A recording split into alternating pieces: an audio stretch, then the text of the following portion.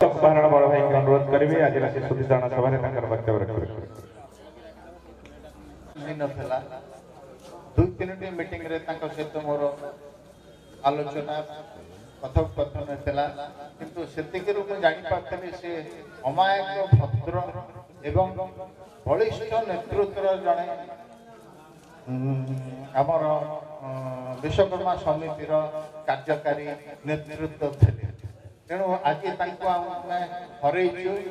जोटा कि आम एक अपूरणीय क्षति ताकू यही पूरण करिए बोली मु आशा करि पारना तथापि मु आम गोपुर जो कर्मकर्ता अच्छा से अनुरोध करी से मंगराज भाई जो मिशन थेला से मिशन को पूरण करने जो निर्देश एवं जो